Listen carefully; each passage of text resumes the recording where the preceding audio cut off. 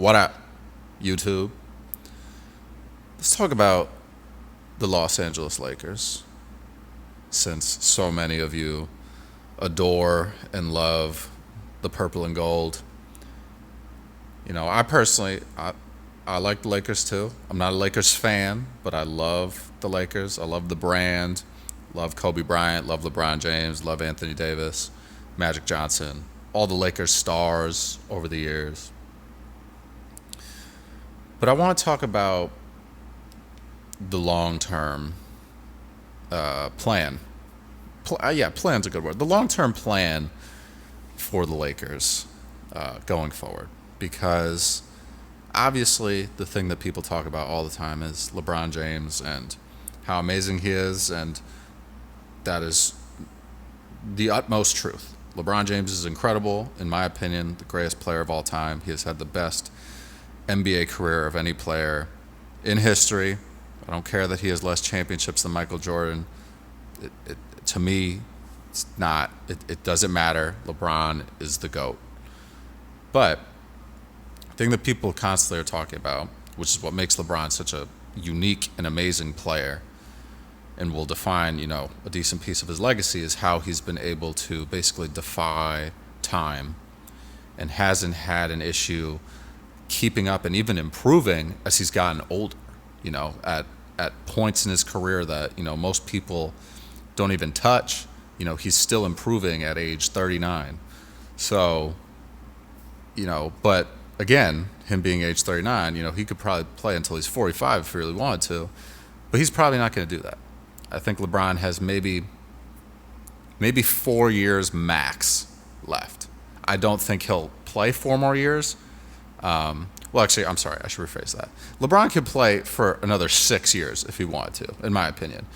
I think the max that he would play is another 4 seasons, but I think that's very unlikely. I think it's likely that he'll play 3. He'll play until he's, 42 years old. But I think that's probably it. I think that's probably going to be it, right? And the key question is, are they going to win another championship in LA during that time span? Is he even going to be in LA for those, presumably next 3 years? He signed, an extension now that they have, Bronny on the roster. We all kind of saw that coming. But it's, at this point in time, obviously, we can't go there and say, when the Lakers, 5 years from now, don't have LeBron, Anthony Davis's contract is up. Who are the players that are running that team? Like, who is the next franchise player for the Los Angeles Lakers? And the Lakers constantly have this theme of, they draft pretty well. They drafted Magic Johnson back in the 70s, I think 79. They didn't draft Kobe Bryant, but they traded for him. But they drafted Lonzo Ball. They drafted Kyle Kuzma late in the first round. They're pretty good at drafting talent. Andrew Bynum they drafted. He obviously didn't pan out like they expected him to, but he was a really good player. He was an all-star. But I'm just wondering, because I think the Lakers are very, opportunistic, and they're always going to try and win now. It doesn't matter what they're doing. They're always going to try and win now, which is it's kind of similar with the Knicks. Teams that are in these major markets that are going to fill up their arenas regardless if they're, good or bad. I feel like they're always just looking to put someone on the court that's going to be box office and entertaining. And if they can get that in the draft, great, but most of the time they can't. But a lot of these players that, their deals are expiring, they want to go to New York or LA or, Brooklyn or Miami.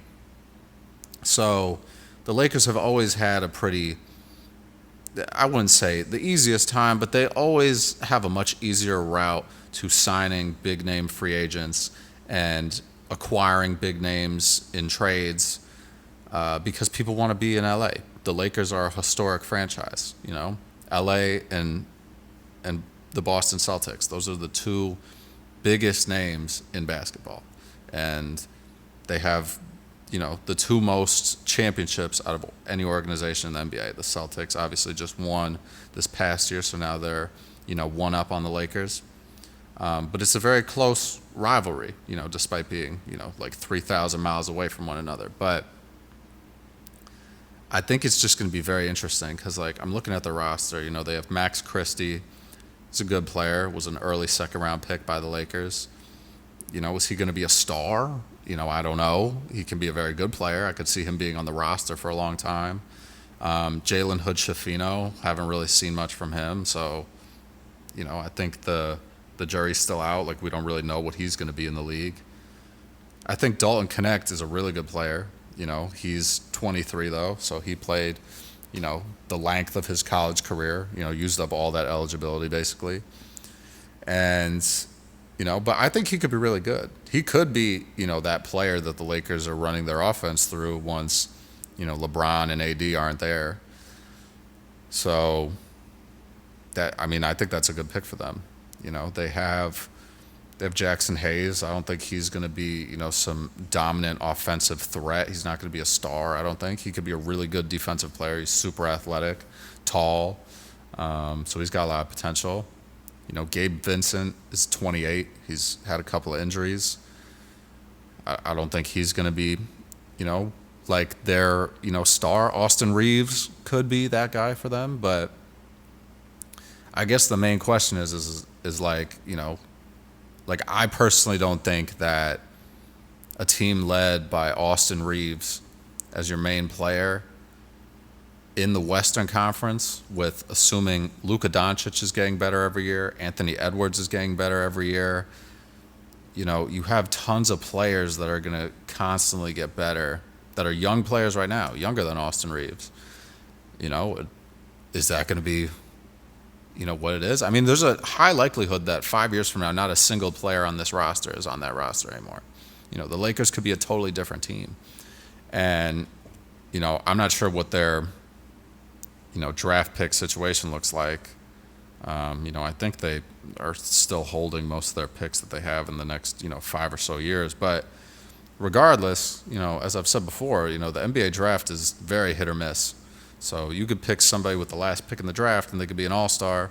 You could pick someone with the number, 1, number 2, number 3 pick, and they could pan out to be, barely a role player. So, and I think the Lakers are just, like I said, they're always trying to figure out how they can win now. So if they can find someone who's already proven in the league, they're going to go ahead and do that.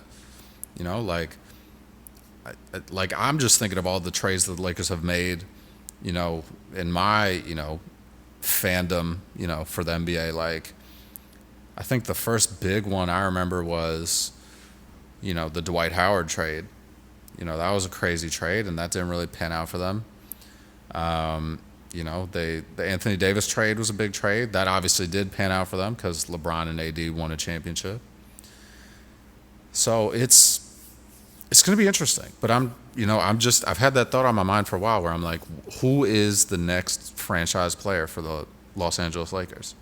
Is it going to be someone that they draft? Is it going to be someone that they bring in free agency? Like, who knows? Maybe a couple years from now, Paolo Banchero is on the Lakers, or, Anthony Edwards is on the Lakers. Like, you never know. Zach LaVine's on the Lakers. Like, who knows what it's going to be? And I think that's what makes the Lakers just such an interesting team year after year. And that's always why they're going to put them on TV, because when the trade deadline comes around, you really never know what's going to happen.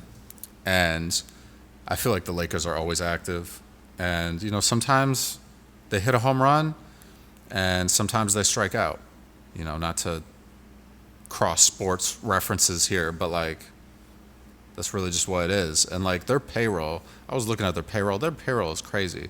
At the last year of Anthony Davis's contract, in 2027, 2028, he's making $70.2 million for the year. That's well over $1 million a week. A week.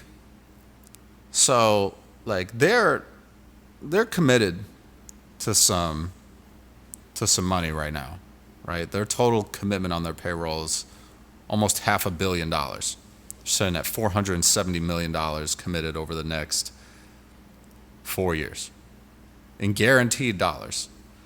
So it's going to be interesting. And Anthony Davis has said a lot of stuff too about, I mean, not a lot, but he's talked about previously, he would entertain going back to Chicago. He's from Chicago. So Anthony Davis in a Bulls jersey would be kind of interesting. And maybe that's what the Lakers do. Maybe they trade Anthony Davis, in the last year, the second to last year of his deal, once LeBron's really like kind of either retired or getting very close to retiring. And, they trade him to the Bulls. Maybe they get a ton of draft picks. Maybe they get some young players that the Bulls draft, who knows? So there's a ton of possibilities. But, the Lakers typically, when they go through these, cycles that other NBA teams go through where you're good and then you're bad and then you're good again and then you're bad, the Lakers typically have a pretty quick turnaround time. Like they've had, some, solid intermissions between championships, but they always find a way to get back to, being in contention. So if you're a Lakers fan, I wouldn't be worried, but it's just something to be, thinking about. Not that we as fans have a ton of influence on what GMs and owners are doing, but, it's just an interesting concept to think about, go hop on 2K, choose the Lakers in my league and, sim through until 2029 and, tell me what that team looks like. I just think it's going to be interesting, seeing, LeBron not in the Lakers, seeing LeBron not in the league, and, Anthony Davis potentially not being on the Lakers. So let me know what you guys think. I'm excited for the NBA season coming up. I always love watching the Lakers, regardless if they're good or bad. I just, have so many memories of Kobe and LeBron and, so many good games watching, the Lakers either as the visiting team or the home team. Lakers are just a vibe. And, they'll always be my West Coast team that I root for.